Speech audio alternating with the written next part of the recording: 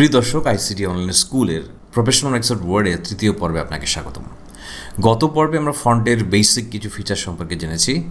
আজকে আমরা কিছু অ্যাডভান্সড ফিচার সম্পর্কে জানবো, যাতে করে আমাদের ফন্টগুলোকে সাজানোর ক্ষেত্রে আমাদের প্রয়োজন অনুযায়ী ফন্টগুলোকে সাজিয়ে নিতে পারবো।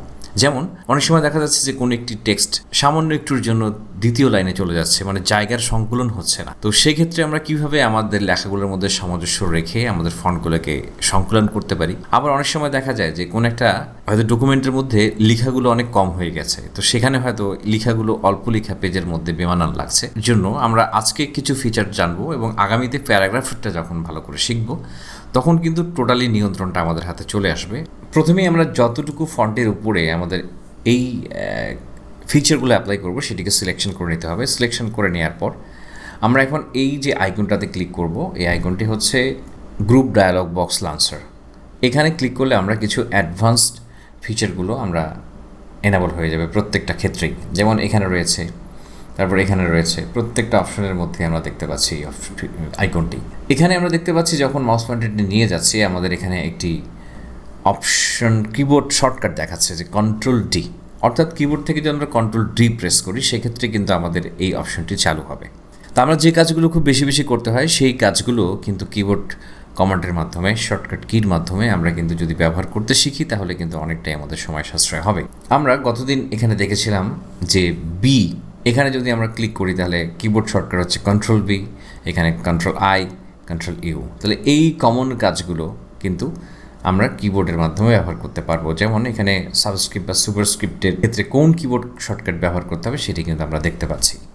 তা আমি এখন জাস্ট কিবোর্ড থেকে কন্ট্রোল ডি প্রেস করলাম। কন্ট্রোল ডি প্রেস করার সাথে সাথেই আমাদের ডায়ালগ বক্সটি ওপেন হয়ে গেল। তা আমরা এখানে গতদিন যেগুলো দেখেছিলাম ফন্টের বিভিন্ন ধরনের ডিজাইন বা স্টাইল বা ফেস যদি চেঞ্জ করতে চাই সেক্ষেত্রে আমরা এখান থেকে এটিকে সিলেকশন করে দেব, যেটা আমরা গতদিন দেখেছি। এবং ফন্ট কালার, এখান থেকে আমরা ফন্ট কালার চুজ করতে পারবো এবং অতিরিক্ত যদি কোনো ফন্ট থাকে সেটা আমরা এখান থেকে ব্যবহার করতে পারবো, যেটির সঙ্গে আমাদের পূর্বেই আমরা এখান থেকে আসলে শিখে নিয়েছি। এখানে এক্সট্রা যে ফিচারগুলো রয়েছে, যেমন এখানে আমরা বোল্ড ইটালিকটা নর্মালি ওখানে আমাদের দুইবার ক্লিক করে করতে হতো, সেটা এখানে আমরা একবারই বোল্ড অ্যান্ড ইটালিকে ক্লিক করলে বোল্ড হয়ে যাবে। এখানে তো আমরা দেখেছি ফন্ট সাইজগুলো আমরা এখানে পরিবর্তন করতে পারবো এবং আমাদের প্রয়োজন মতো যদি কোনো সাইজ থেকে থাকে সেক্ষেত্রে আমরা সেটা এখানে টাইপ করে দিতে পারবো।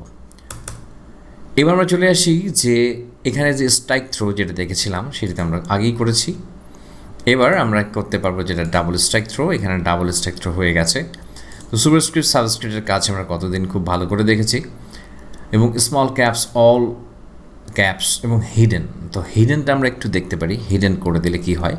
অনেক সময় দেখা যাচ্ছে কোনো ডকুমেন্টের মধ্যে কোনো একটা লেখা আমাদের এই মুহূর্তে প্রয়োজন হচ্ছে না, এই মুহূর্তে আমাদের এই অপশানটি বাদ দিতে হচ্ছে, বাদ দিয়ে প্রিন্ট করতে হচ্ছে, কিন্তু পরবর্তীতে হয়তো এই টেক্সটটি আমাদের প্রয়োজন হবে। তো সেক্ষেত্রে আমরা কিন্তু এটিকে জাস্ট হিডেন করে রাখতে পারি। এটা কিন্তু আমাদের ডকুমেন্ট থেকে এখন হিডেন হয়ে গেল। আমরা এখন এভাবে প্রিন্ট করলে এটি কিন্তু আসবে না, আমরা প্রিন্ট প্রিভিউ দেখে নিতে পারি। আমরা প্রিন্টে গেলে দেখুন যে এখন কিন্তু আমাদের ওই যে টেক্সটটি আমাদের ছিল সেটি কিন্তু এখন প্রিন্ট হবে না। কিন্তু যখন আমাদের আবার প্রয়োজন হবে এই জিনিসটি, তখন কিন্তু আমরা কি করতে পারি যে এটিকে পুরোটা সিলেকশন করে নিয়ে আবার এখানে চলে যাব এবং এখান থেকে হিডেনের যে চেকবক্সটি আমরা দেখতে পাচ্ছি সেখানে আমরা দুইবার ক্লিক করব। এখন কিন্তু আমাদের সেই টেক্সটটি চলে এসেছে। এটি কিন্তু অত্যন্ত কাজের একটি ফিচার। হয়তো মনে হচ্ছে এখন খুব একটা কাজের না, কিন্তু অনেক সময় যখন আমরা আমাদের প্রয়োজনীয় কিছু কাজ করতে বসি তখন কিন্তু এটি খুবই গুরুত্বপূর্ণ একটা ভূমিকা পালন করে। এবার আমরা চলে যাচ্ছি যে এখানে দেখুন সেট অ্যাজ ডিফল্ট, এটিও কিন্তু অত্যন্ত গুরুত্বপূর্ণ একটা জিনিস। নর্মালি আমরা যখন কোনো একটা ফাইল ওপেন করি, যেমন আমি এখান থেকে দেখতে পাচ্ছি, যেমন আমি যখন নতুন কোনো একটা ফাইল ওপেন করি তো স্বাভাবিকভাবে এখানে ফন্ট সাইজটা কিন্তু অনেক ছোট হয়। তা আমরা যদি মনে করি যে আমরা এই ফন্ট সাইজটা বা ফন্টের ডিজাইনটা আমার ভালো লাগছে না, ফন্টের সাইজটা আমার বারবার চেঞ্জ করতে হচ্ছে, আমি প্রতিনিয়ত আমি 14 সাইজের ফন্টে টাইপ করি এবং টাইমস নিউ রোমান এই ফন্টে আমি টাইপ করি, তো প্রতিবার আমাদেরকে বারবার কিছু বেসিক যে সেটিংস সেটা আমাদের পরিবর্তন করতে ভালো লাগছে না। তো সেজন্য আমরা যেটি করতে পারবো সেটি হচ্ছে আমরা এখানে ক্লিক করে এখানে আমাদের প্রয়োজন মতো যে সাইজটা সেট করে নেব। সেট করে নেওয়ার পর আমরা এখানে আমাদের প্রয়োজনীয় সেটিংস, সব সেটিংস, যত সেটিংস আপনার প্রয়োজন সেগুলো আপনি সেট করে সেট অ্যাজ ডিফল্ট এখানে ক্লিক করলে দিস ডকুমেন্ট অনলি এটা যদি আমরা ব্যবহার করি তাহলে শুধুমাত্র এই ডকুমেন্টের জন্য এই সেটিংসটি বরাদ্দ থাকবে এই ফাইলের জন্য। এবং আমরা যদি all documents based normal dot DOTM template তার মানে হচ্ছে এই সেটিংসগুলো একটা নর্মাল টেমপ্লেট ফাইলে সেভ করা থাকে সেটিংটা। তো আমরা যদি এখানে ক্লিক করি তাহলে ভবিষ্যতে সকল ফাইলের ক্ষেত্রে ওপেন করলেই অর্থাৎ মাইক্রোসফট ওয়ার্ড ওপেন করলে এই সেটিংসটি আমাদের অটোমেটিকলি চলে আসবে। তো আমরা এখন এখানে দেখি যে আমরা এখন এইটি সেটিংসটা চেঞ্জ করলাম এবং এখান থেকে যদি আমরা ফাইলগুলো আবার এখানে ডিলিট করে দিই সেক্ষেত্রে কিন্তু আবার যদি লেখা শুরু করি তাহলে আমরা কিন্তু এখানে দেখতে পাচ্ছি যে আমাদের ওই 14 সাইজে লেখাগুলো দেখাচ্ছে। তো এই ফাইলটার জন্য আমরা সেটিংটাকে ফিক্স করে রাখতে পারি।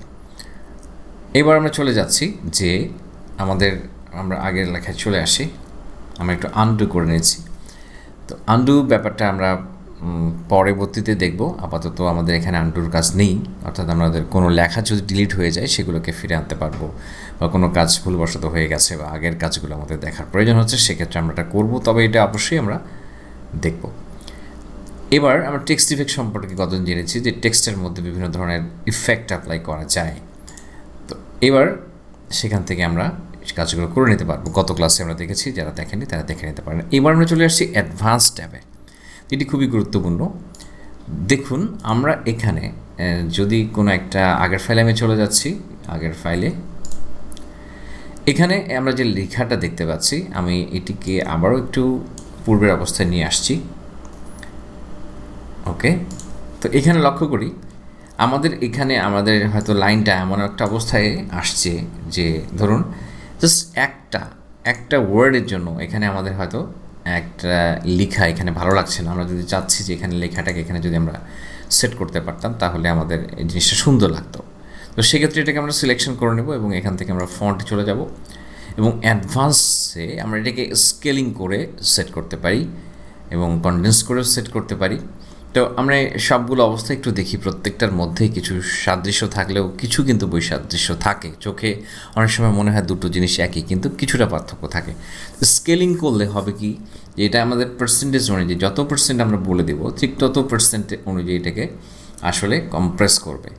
অর্থাৎ যদি পার্সেন্টেজ বাড়াই তাহলে এটা এক্সপান্ড করবে, আর পার্সেন্টেজ কমিয়ে দিলে এখানে আমরা এটি কম্প্রেস হবে, ছোট হয়ে যাবে। অর্থাৎ 95টা অনেক বেশি হয়ে গেছে, আমরা 98 অ্যাপ্লাই করতে পারি। তাহলে দেখুন এটি কিন্তু আমাদের উপরের লাইনে চলে গেছে টেক্সটটি। আমি এটিকে একটু নিচে নামিয়ে দিচ্ছি বোঝার সুবিধার্থে। এভাবে কিন্তু আমরা একটা লেখাকে এখানে আমরা সেট করে নিতে পারি আগের জায়গায়। এবার চলে আসছি, আমরা এটাকে যদি একটু বাড়িয়ে দিই, এখানে আমাদের রয়েছে 150 করে দিই, তাহলে এখানে কি হবে দেখুন, এবার লেখাগুলো কিন্তু এক্সপ্যান্ড হয়ে গেছে। অর্থাৎ এখানে লেখাগুলো ঠিক বেশি পরিমাণে জায়গা দখল করেছে। এবার আমরা চলে আসছি যে এটাকে আমরা নর্মাল করে দিচ্ছি, এখান থেকে আমরা এটাকে 100% রাখলাম এবং স্পেসিংটা নর্মাল যেটা রয়েছে সেটাকে যদি আমরা এক্সপ্যান্ডেড করি তাহলে এবার কি হয় দেখুন। এবার কিন্তু আসলে লক্ষ্য করুন, এবার কিন্তু আমাদের লেখাটা কিন্তু দেখুন আরও বড় হয়ে গেছে, এক্সপ্যান্ড করেছে। কিন্তু কিভাবে এক্সপ্যান্ড হলো, এখানে কিন্তু এই যে লাইনগুলোর মধ্যে যে ব্যবধান সেগুলো কিন্তু একটা বর্ণ থেকে একটা বর্ণের মধ্যে কিন্তু ব্যবধানটা বেড়ে গেছে। আগে ছিল লেখাটাই এক্সপ্যান্ড হচ্ছিল, এবার কিন্তু লেখাটা এক্সপ্যান্ড হয়নি, এবার একটা ক্যারেক্টার থেকে আরেকটা ক্যারেক্টারের মধ্যে দূরত্ব বেড়ে গেছে। আমরা এটি করার জন্য এবার আমরা দেখে নিই যে আসলে পার্থক্যটা কোথায়। আমরা এটাকে কপি করছি, তাহলে পার্থক্যটা খুব ভালো বুঝতে পারবো। আমরা 3টাতে কপি করলাম, তো এবার আমরা 3টা কপির মধ্যে একটাতে এটাই রাখলাম এবং দ্বিতীয়টাকে আমরা এখানে নর্মাল করে দেব। এখানে নর্মাল করে দিচ্ছি, তাহলে পার্থক্যগুলো খুব ভালো বুঝতে পারবো। এখানে কিন্তু ফন্টগুলো একটার সঙ্গে খুব ক্লোজ একটা পজিশনে রয়েছে। এখানে কিন্তু একটু দেখুন স্পেস বেশি হয়ে গেছে, এখানে লেখাটা ছিল এবং এখানে কিন্তু লেখাটা একটু বেড়ে গেছে। আর এবার আমরা এটাকে এক্সপ্যান্ড করব, এক্সপ্যান্ড করলে কি হয় দেখি চলুন। এবার আমরা এটাকে স্কেলিং করব। স্কেলিংটাকে আমরা যদি 120 করে দিই, তো সেখানে আমাদের অবস্থানটা আমরা বুঝতে পারছি যে এখানে কিন্তু লেখাটা বড় হয়েছে, একই অবস্থানে প্রায় চলে গেছে। এখানে যেরকম ছিল এখানেও ঠিক এটা হচ্ছে একটু বেশি, কিন্তু এখানে ফন্টগুলোর একটা বর্ণ থেকে আরেকটা বর্ণের মধ্যে কিন্তু স্পেসিংটা স্বাভাবিক রয়েছে। লেখাগুলো একটু প্রসারিত হয়েছে মাত্র, মানে লেখাগুলো যেমন ছড়িয়ে গেছে আর কি, লেখাটা এক্সপ্যান্ড করেছে।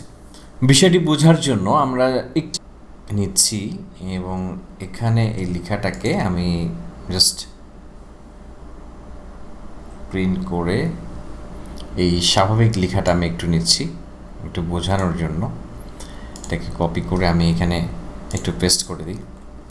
তো আসলে এক্সপ্যান্ড ব্যাপারটা হচ্ছে, স্কেল ব্যাপারটা হচ্ছে লেখাগুলো এরকম করে জাস্ট প্রসারিত হবে, মানে লেখাটাই প্রসারিত হবে বা লেখাটা চাপানো হবে। আর যখন আমরা এখানে স্পেসিংটা ইউজ করব, অর্থাৎ এখানে যখন আমরা স্পেসিংটা দিব এক্সপ্যান্ড, তখন কি হবে যে এই একটা ফন্টের মধ্যে যে ব্যবধানটা, এই ব্যবধানটা আসলে বাড়বে। আশা করি বিষয়টা বুঝতে পেরেছি। এবার আমরা চলে যাচ্ছি যে যদি একইভাবে আমাদের হয়তো মনে হচ্ছে যে এই লাইনের লেখাগুলোকে আমরা একটু, লাইনের লেখা কম হয়ে গেছে, এটাকে আমরা মার্জিনের সঙ্গে একটু সেট করে নেব। তাহলে আমরা এটাকে যদি লেখার স্পেস দিয়ে করতে চাই তাহলে আমরা এটাকে স্প্যান্ড করে দিব এবং এখান থেকে পয়েন্টটা বাড়িয়ে দিতে পারি। তাহলে আমরা এখানে প্রিভিউ দেখতে পাচ্ছি, প্রিভিউয়ের মধ্যে ওকে করে দিলে দেখুন লেখাটা কিন্তু এখন বেড়ে গেছে। ওকে, তো এখন আমরা এটাকে আরেকটু কমিয়ে দিতে পারি, 2 পয়েন্ট করে দিলাম, 3 পয়েন্টও হচ্ছে না, আমরা একটু আরেকটু কমিয়ে দিতে পারি, অর্থাৎ 1.7 করে দিলাম, তাও হচ্ছে না। এবার আমরা এটাকে 1.2 দিয়ে দিচ্ছি। ওকে, তো এখন দেখুন লেখাটা কিন্তু আমাদের মার্জিনের মধ্যে, অর্থাৎ একই লাইনের মধ্যে মোটামুটি একটা সামঞ্জস্যপূর্ণ অবস্থায় চলে এসছে। তাহলে কনডেন্সের ব্যাপারটা আমরা একটু দেখে নিই। কনডেন্স ব্যাপারটা হচ্ছে যে এখানে যেমন এই লাইন একটা ওয়ার্ড এখানে চলে এসছে, তো আমরা এটাকে উপরের লাইনে দিতে চাই, এটা যেমন আমরা আগের বার করেছিলাম এখানে স্কেল করে। তো আমরা এবার স্পেসিংটা কমিয়ে দিতে চাচ্ছি, কনডেন্সে চলে গেলাম এবং এখান থেকে আমরা 0.2 অ্যাপ্লাই করে দেখি যে হ্যাঁ এটা উপরের লাইনে চলে গেছে। তো এরকম করে যত পয়েন্ট আমরা বাড়িয়ে দিব তত কিন্তু এটি চাপানো হয়ে যাবে। এখানে এটাকে যদি আমরা আরও বাড়িয়ে দিই, যত বাড়াবো এখানে দেখুন লেখাগুলো একটার সঙ্গে লেগে যাচ্ছে। এখানে প্রিভিউ আমরা লক্ষ্য করি, এখানে আমরা প্রিভিউ দেখতে পাচ্ছি, এখানে লেখাগুলো কিন্তু একটার সঙ্গে একটা চাপানো অবস্থা রয়েছে। আমরা এবার চলে যাব যে আমাদের গতদিন আমরা দেখেছিলাম সুপারস্ক্রিপ্ট এবং সাবস্ক্রিপ্ট করা, তো সেই ব্যাপারটি আজকে আমরা আরেকটু শেয়ার করছি। ধরুন আমরা এখানে চাচ্ছি যে এই টেক্সটটি একটু উপরে উঠে যাবে, তো তাহলে আমরা কি করব, তাহলে আমরা চলে যাচ্ছি ফন্টে এবং এখান থেকে আমরা যে পজিশনটাকে আমরা রেজড করলে এটা কিন্তু উপরে চলে যাচ্ছে। দেখুন এটি কিন্তু উপরে চলে গেছে, কিন্তু এটার সঙ্গে কিন্তু আমাদের সুপারস্ক্রিপ্ট এবং সাবস্ক্রিপ্টের কিছুটা পার্থক্য রয়েছে, আমি একটু পরে সেটা শেয়ার করছি। এবার আমরা এখানে রেজড করা ছিল, এটিকে আরও বাড়িয়ে দিচ্ছি, অর্থাৎ আরও বাড়িয়ে দিলে দেখুন এটি কিন্তু আরও উপরে উঠে যাচ্ছে, টেক্সটটি এখানে আরও উপরে চলে গেল লেখাটি। ঠিক একইভাবে আমরা এটাকে আবার যদি নিচের দিকে কখনো নামানোর প্রয়োজন হয় সেক্ষেত্রে আমরা এটাকে লোয়ার্ড করে দিব, লোয়ার্ড করে এখানে যত পয়েন্ট বাড়াবো তত পয়েন্ট নিচে কিন্তু এটি চলে আসছে। তাহলে সুপারস্ক্রিপ্ট এবং সাবস্ক্রিপ্টের মধ্যে এটার সঙ্গে আদৌ কোনো পার্থক্য আছে কি না আমরা একটু দেখব। আমরা এটাকে প্রথমে নর্মাল করে দিলাম, নর্মাল করে এবার আমরা লিখছি আরেকটি এবং এটাকে আমরা এবার সুপারস্ক্রিপ্ট করে দিতে চাই। তো সুপারস্ক্রিপ্ট আমরা এখান থেকে এবার দেখতে পাচ্ছি কন্ট্রোল শিফট প্লাস মানে হচ্ছে কন্ট্রোল শিফট চেপে এবং প্লাস বাটন চাপ দিলে এটা অটোমেটিকলি উপরে উঠে যাচ্ছে। তাহলে আমরা যে এখানে সাবস্ক্রিপ্ট করেছিলাম বা সুপারস্ক্রিপ্ট করেছিলাম সেখানে কিন্তু ফন্টটি ছোট হয়ে উপরে উঠে গেছে উপরের দিকে, আর এখানে কিন্তু ফন্টের সাইজটা কিন্তু ছোট হয়নি, জাস্ট ওই ফন্টটি তার পজিশন থেকে নিচে বা উপরে চলে এসছে। এবার আমরা জানলাম, এবার আমরা এখানে যে ফিচারগুলো রয়েছে এখানে আসলে সেটি অ্যাপ্লাই করার জন্য আমাদের এখানে ওপেন টাইপ কিছু ফন্টের প্রয়োজন হবে। তো আমরা এখানে যেটি দেখাচ্ছিলাম যে সেফটি গার্ড, যেটা লিখেছিলাম সেফটি গার্ড, এই লেখাটাকে আমরা সিলেকশন করলাম। এখানে একটা ওপেন টাইপ ফন্ট আমরা ব্যবহার করছি, গ্যাব্রিওলা এই ফন্টটি ব্যবহার করছি। তো এখানে আমরা ফন্টটিকে একটু বড় করে নিচ্ছি এবং এটির একটি কপি আমরা রেখে দিচ্ছি এবং পাশে আমরা এটার মধ্যে একটা চেঞ্জ নিয়ে আসব। তো এবার সিলেকশন করলাম, সিলেকশন করে আমরা এখানে ফন্ট অপশনে চলে যাচ্ছি অ্যাডভান্স ট্যাবে। এখন আমরা এখান থেকে স্টাইলিস্টিক সেট, এখানে আমরা জাস্ট এটাকে যদি একটু 6 করে দিই তাহলে দেখুন এখানে কিন্তু ফন্টগুলোর মধ্যে একটা টাইপোগ্রাফিক একটা স্টাইল চলে এসছে। এখানে আমরা এটাকে যদি একটু কমিয়ে দিতে চাই সেক্ষেত্রে আমরা কমিয়ে দিতে পারবো।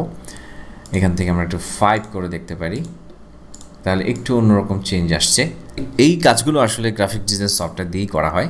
তোমার কাছে ওয়ার্ডে এত বেশি কাস্টমাইজেশন আসলে ওরকম করে পাওয়া যাবে না গ্রাফিক্স সফটওয়্যারের মতো। তারপরে মাইক্রোসফট ওয়ার্ডে বর্তমানে এমন কিছু কিছু ফিচার রয়েছে যেটা আসলে আমরা যে কাজগুলো গ্রাফিক্স ডিজাইনিং সফটওয়্যার দিয়ে করি তারও কিছু কিন্তু ফিচার আমরা মাইক্রোসফট ওয়ার্ড দিয়ে করতে পারবো। তো আশা করছি এই বিষয়গুলো নিয়ে আগামীতে অ্যাডভান্স যে পর্বগুলো হবে, যখন আমরা একটু প্রজেক্ট বেস কাজ করব, তখন এই ফিচারগুলো নিয়ে আমরা আলোচনা করব। তো আজকে এ পর্যন্তই। ভিডিওটি আপনার কেমন লাগলো সেটি আসলে কমেন্ট করতে ভুলবেন না, তাহলেই আসলে বেশি বেশি ভিডিও তৈরি করতে উৎসাহ বোধ করি। আপনাদের সর্বাঙ্গীন সাফল্য কামনা করে এই পর্ব এখানে শেষ করছি। পরবর্তী ভিডিও দেখার আমন্ত্রণ জানিয়ে